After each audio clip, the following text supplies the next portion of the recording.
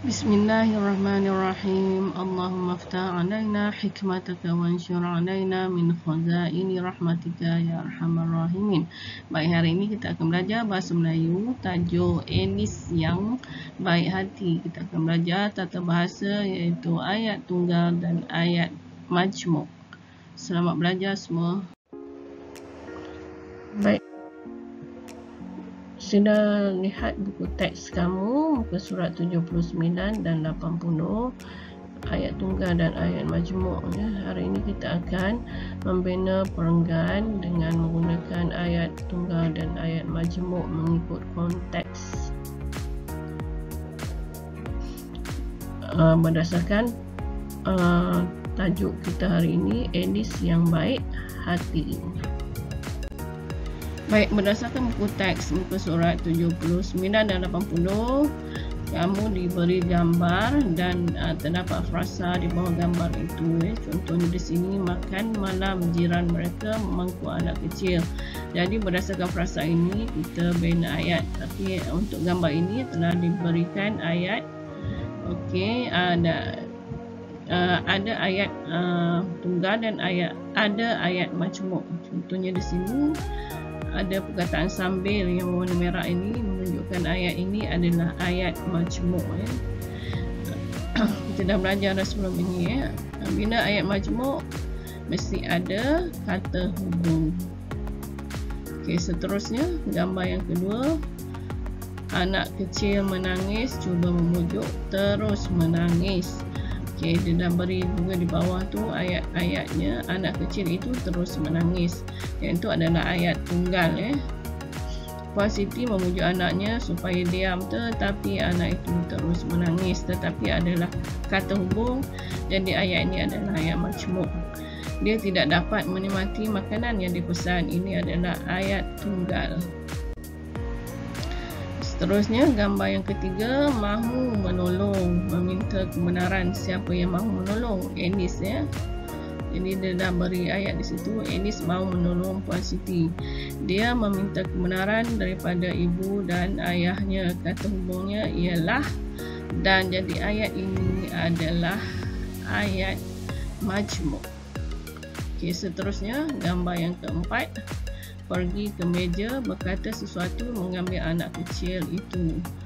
Okey, jadi lihat, Enis pergi ke meja Puan Siti. Ini adalah ayat tunggal. Ya, seterusnya kita bina ayat majmuk menggunakan perkataan lalu. Contohnya, dia berkata sesuatu kepada Puan Siti lalu mengambil anak kecil itu. Yang berwarna biru ini adalah frasa tadi yang telah diberi. Kita gunakan balik.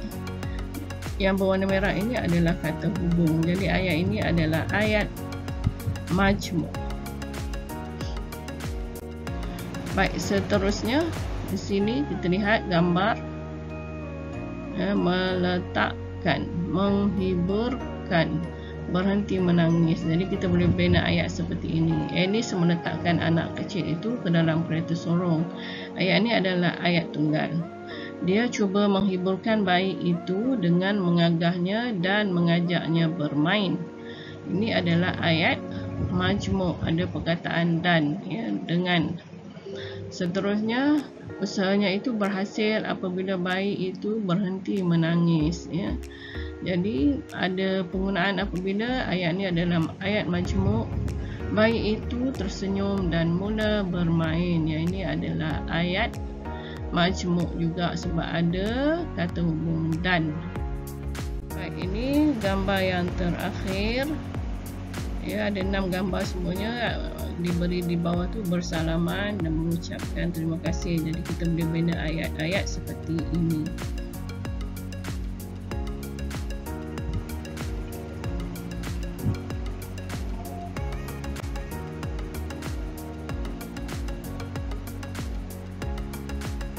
Ya, jadi ada ayat majmuk dan ada ayat tunggal. Yang berwarna merah itu semuanya adalah kata hubung.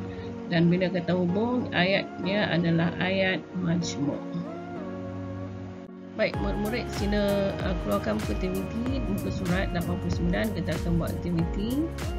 menulis, ya, mengenal pasti dan menulis ayat tunggal dan ayat majmuk dalam petikan yang dibaca.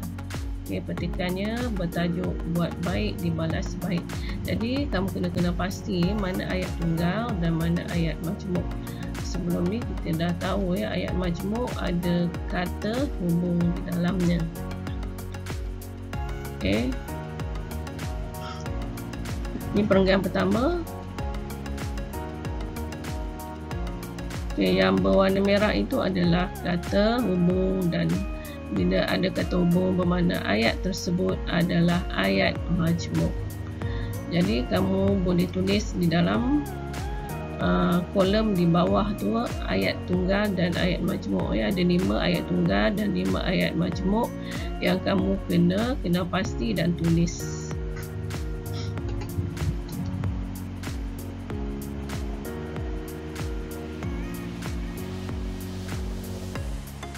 Jadi yang berwarna biru adalah ayat tunggal dan yang berwarna coklat adalah ayat majmuk.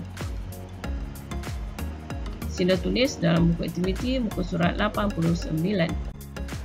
Sekarang kita lihat pula buku aktiviti muka surat 90. Bina perenggan dengan menggunakan ayat tunggal dan ayat majmuk. Tajuk bersikap jujur. Jadi perenggan yang pertama dia dah beri di sini ayat tunggal ada dan ayat majmuk pun ada ni. Ada kata hubung lalu di sini bermakna ayat ni adalah ayat majmuk. Baik, seterusnya perenggan yang kedua kita akan bina menggunakan perkataan yang ada di sini, ya. Perkataan dan frasa yang ada di sini. Jadi boleh lihat contoh yang saya buat.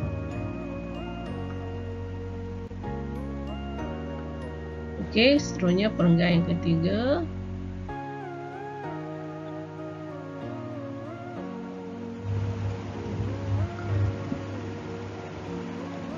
Muka surat 91 di sambungan. Jadi kita buat ayat contohnya seperti ini. Kita gunakan kata atau frasa yang diberi di situ.